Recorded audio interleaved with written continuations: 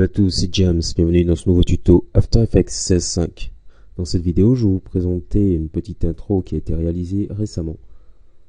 Donc, voilà ce que ça donne.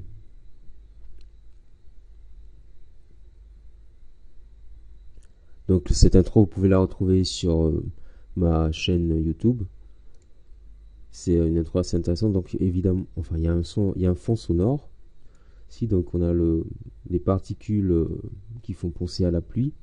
Ici on a de la fumée, un texte en noir, tout de noir, avec un background, un fond métallique. Donc vous allez pouvoir trouver les textures et je vais vous montrer comment réaliser cet effet de pluie, la fumée, ainsi que l'effet contour progressif que l'on a ici. Donc il y a aussi une autre intro que j'ai réalisée un peu du même type. Donc c'est ça. Vous pouvez toujours la retrouver sur ma chaîne YouTube. Donc on va commencer. Je vais vous montrer d'abord où est-ce que l'on pourra trouver les textures. Donc vous allez trouver les textures sur Video Copilot ici. Les liens seront dans la description de la vidéo. Donc ici on a les textures ici, le lien pour les textures. Donc ce sont les textures gratuites. Ici le lien pour l'effet pour la bande sonore, les bandes sonores de pluie.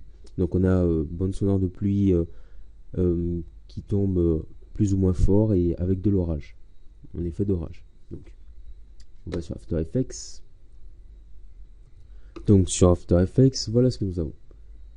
Donc je vous ai dit que je vais vous parler des particules, comment réaliser ces particules, cet effet de fumée, et l'effet un peu estompé ici, et notre texte. Donc on va commencer par créer une nouvelle composition, CTRL-N, comme ceci. Donc la résolution, je vais prendre voilà 720 par 1280 par 720, 10 secondes, images par seconde 25. Je vais l'appeler tuto. Le background, je le laisse en noir. Voilà. Donc en fait les textures, j'ai une texture ici. Donc cette texture elle est copyright, mais vous pouvez la trouver facilement sur Google en allant sur Google Images. Donc vous tapez grunge, trait gray et un trait plus le chiffre. Vous allez la trouver facilement en qualité HD. Donc je fais glisser mon image pour le background, où je peux utiliser des images que j'ai trouvées sur Video Copilot, ce que vous avez vu précédemment. Voilà. Donc j'ai mon image ici. Je vais en fait maintenant ajouter un effet pour donner pour que ce soit un peu plus stylé. Ajouter deux effets plutôt. L'effet courbe que l'on trouve sur effet color correction, enfin correction colorimétrique. Je sélectionne mon calque, je double-clique dessus. Donc je vais faire des points pour que ce soit un peu plus mat. Voilà. Augmenter. Donc maintenant je vais aller sur le bleu, augmenter le bleu, donner un effet plus bleuté, diminuer sur le rouge, ici, voilà. Pas trop mauvais, on n'insiste pas trop. Et je vais aussi ajouter un effet niveau pour jouer sur les noirs et les blancs. Donc j'ajoute niveau,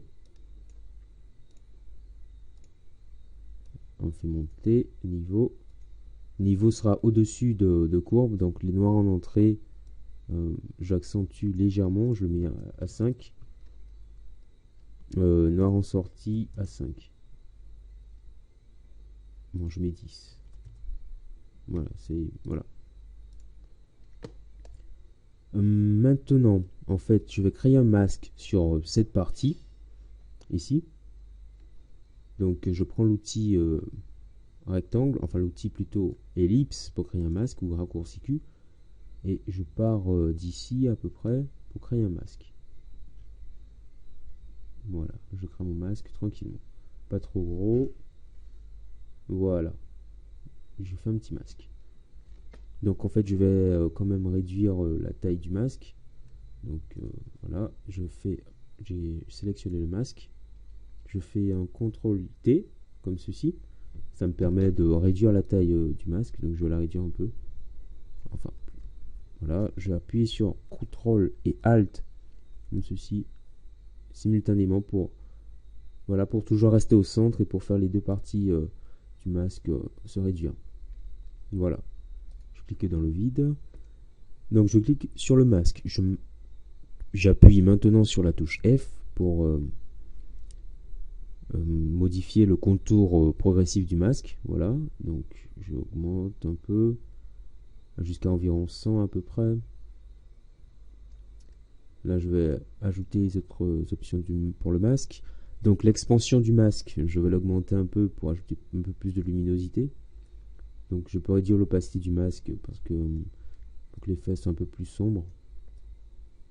Voilà, comme ceci. Maintenant que je me suis occupé de mon background, je peux ajouter mon texte. Donc on va ajouter du texte vite fait. Je fais un clic droit ici sur mon onglet tuto, dans mon métrage pour créer un texte. Donc la police, j'ai pris banque gothique. Je vais prendre du noir ou du gris un peu foncé. J'écris GFX, voilà. Je vais peut-être prendre la police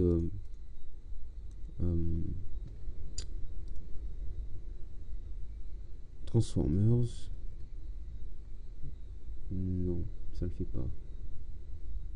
Bon, on va laisser. Donc je garde la police Transformers, vous prenez une police au choix. Maintenant, je vais juste centrer mon texte. Donc j'active le titre d'action sécurisé comme ceci. Je vais le centrer approximativement. Voilà. Sur mon calque texte, je vais ajouter un effet. Donc l'effet courbe notamment. Accentuer un peu, faire comme précédemment. Mais c'est un peu trop noir. Moi, c'est un peu... Bon, je vais faire l'inverse comme ceci. Bof, voilà. On joue juste un peu. On n'est pas obligé de l'ajouter, l'effet courbe. C'est pour un peu de style. Ça dépend de la police en fait que vous allez utiliser, de la couleur. Donc maintenant que j'ai en fait mon background ici et mon texte, je vais déjà animer mon texte et mon background pour donner un effet plus sympathique. Donc je vais commencer déjà par augmenter la taille de mon background. Donc je suis ici, je vais maintenir la touche Alt et CTRL enfoncé pour agrandir un peu mon background. Voilà, juste un peu. Voilà. Et donc, je vais sélectionner mon background ainsi que mon texte. Je vais appuyer sur P pour la position. Voilà. Donc, je vais me mettre à la fin, ici. Créer une image clé. Ou plutôt faire l'inverse. Voilà, je me mets au début. Je crée une image clé, voilà. Et vers la fin, je vais déplacer tout cela. Donc, avant de les déplacer, on active la fonction 3D, les calques en 3D. Donc ça me permet de déplacer en 3D vers l'avant, vers l'arrière un peu, pour donner un effet de profondeur. Donc voilà. Ça me donnait ça. Donc on aura l'effet, le texte va bouger, ainsi que le background. Voilà. Donc on revient. Maintenant on va créer nos particules. Donc pour créer nos particules, c'est assez facile. Donc ici, j'ai les particules de pluie et j'ai les particules pour la fumée. Donc pour la pluie, on commence par la pluie, ouais. Donc je fais un clic droit, je crée un nouveau solide ici que je vais appeler rain particule. Donc il sera en noir. Voilà. Adapter la taille de la composition. Maintenant, je vais lui ajouter l'effet CC Particle World. Voilà. Donc CC Particle World, c'est un plugin de CoreFX que vous pouvez trouver facilement sur Google. Donc j'ai sélectionné mon calque, je double-clique dessus ou je fais un cliquer glisser comme ceci, ou directement ici. Voilà. Donc il y a CC Particle World, je vais sur l'onglet, enfin sur l'option Grid et Guide, grille et guide. Voilà, je décoche tout ceci. Voilà. Je me déplace un peu sur la composition pour voir le résultat. Je vais dans Birth Rate, ici, et je mets à 0,5 environ. Longevity par seconde à 8. Je vais sur l'option Producer. Le radius en profondeur Z, je l'augmente. Le radius Y aussi, je l'augmente. Ainsi que le radius X. Voilà. Excusez-moi. Donc je vais dans Physics maintenant. Sur l'animation, je choisis Trial ici. Donc la vélocité, je la mets à 0,2, 0,20. L'angle ici à 75, comme ceci. Donc ici l'option Floor, elle est assez sympathique, donc ça me permet de masquer la pluie à ce niveau-là. Donc ça fait un effet de genre que, en fait, le devant, ça, je vous montre. Voilà, le devant est abrité en fait, à peu près. Il n'y a pas de pluie qui tombe devant. Sinon on peut changer ici, on met After, et After c'est le contraire. Là c'est comme si c'était abrité, ça donne un effet un peu de profondeur. Tout, bon, on va laisser sur All. Voilà. On va aller sur Particules. Line, on laisse tel quel. On va sur non, on laisse Burst Race. Variation de la taille non plus, on touche pas. Max opacité, on met à 50. Ensuite on change la couleur, on met un gris clair comme ceci vers un gris plus foncé.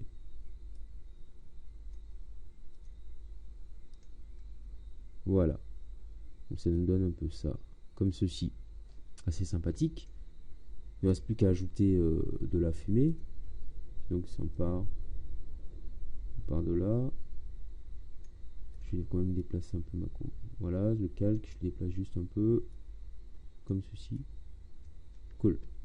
Ça permet de faire commencer les particules plus tôt. Donc notre effet d'éclair. En fait c'est tout simple, j'ai créé un nouveau solide. Donc CTRL Y pour créer un nouveau solide. Ou clic droit créer un nouveau solide. Donc je l'appelle orage. La taille de la composition, la couleur elle sera en blanc. Voilà. Donc j'ai juste joué sur l'opacité. Je crée une image clé ici pour l'opacité. J'appuie sur T pour afficher l'option opacité. Je clique ici. Je mets l'opacité à 0. Je me déplace d'une frame, juste une, en appuyant sur la flèche qui se trouve sur le pavé numérique, comme ceci, la flèche du bas. Une frame. Je remets à 100. Je fais une nouvelle frame encore. Donc je me déplace d'une frame de nouveau et je remets à 0. Voilà. Donc ça me fait tac. Tout de suite je peux lisser les images. Donc F9 pour lisser les images. Je peux me déplacer encore et ajouter un peu d'éclair. Donc je refais de même. Je clique ici pour créer une image clé. Donc c'est à 0. Je me déplace d'une frame. Je mets à 100. Je me déplace encore d'une frame. Et je mets à 0. Voilà. Pas mal. Ça me donne ça. Voilà. Tranquillement. Maintenant, il ne nous reste plus qu'à créer nos particules de fumée. Donc pour les particules de fumée, je crée encore un nouveau calque. Un nouveau solide. Donc je l'appelle Smoke Particule. La taille, enfin la couleur, je mets voilà, un gris foncé ou du noir. Comme ceci. Adapté à la taille de la composition. Donc Smoke Particule, je vais mettre derrière Rain Particule ou derrière orage, voilà, et je vais l'appliquer l'effet bruit fractal. On va mettre fractal, c'est plus simple. Fractal, bruit fractal. Alors vous allez dans effet, bruit et grain, bruit fractal. Voilà. Donc c'est ce qu'on obtient en fait. Et ce que je vais faire en fait, c'est jouer sur l'évolution du mouvement. Donc le type fractal, je laisse sur simple. Le type de bruit linéaire flou. La complexité, bon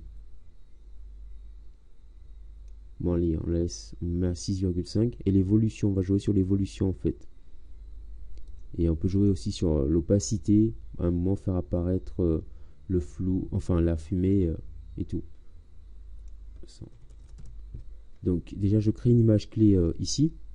Donc avant tout, c'est géométrie, voilà. Donc je dois créer deux images clés. J'ai ouvert l'option géométrie et évolution. Donc déjà l'évolution, je crée une image clé ici. Géométrie, je vais créer une image clé ici aussi. Pardon, sur le décalage turbulence. Voilà, pour pouvoir déplacer ma composition en fait. Déplacer l'effet de fumée. Donc j'ai mes deux images clés qui ont été créées. Raccourci U pour afficher des images clés. Je vais me déplacer un peu. Voilà. Et là je vais augmenter voilà, l'évolution. Ça me crée une image clé automatiquement. J'augmente l'évolution de beaucoup. Et aussi le décalage de turbulence. Donc je vais le déplacer comme ceci, en montée, parce que la fumée ça monte, et le déplacer soit sur la gauche, soit sur la droite. Donc je peux faire sur la droite. Voilà. Donc ça me donnait ça. Ça a bougé petit à petit. Voilà. Donc je remonte les détails. Donc c'est géométrie et géométrie. Donc dans géométrie on a décalage de turbulence et on a évolution. Voilà. Je masque tout ceci. Donc on peut jouer sur l'opacité ensuite ici. Là vous allez me dire qu'on voit pas, on voit pas ce qu'il y a derrière en fait. On voit pas ça. Mais c'est tout simple. Je vais créer un masque dessus pour voir. Donc je prends l'outil Q, ellipse, raccourci Q. Je vais créer un masque comme ceci pour voilà. Et donc je vais inverser le masque. Donc je le laisse sur addition et je vais l'inverser.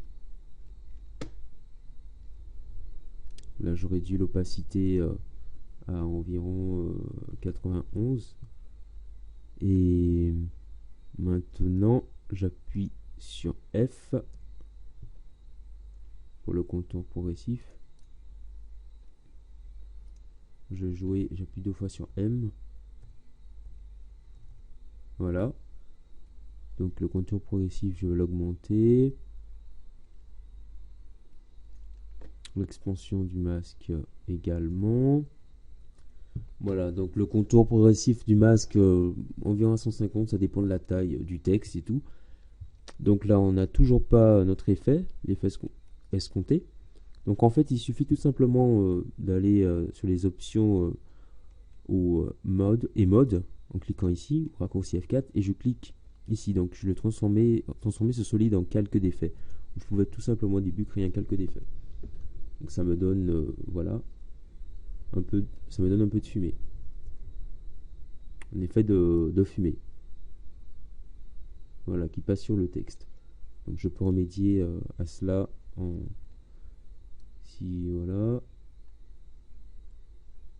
expansion, niveau de l'expansion et tout, comme ceci. Donc juste laisser un peu de fumée sur le texte, qui passe sur le texte dessus, un peu plus. Donc ce calque ici, smoke, je peux le dupliquer, un CTRL D. Donc celui-là, je l'appelais smoke top, et le suivant smoke back.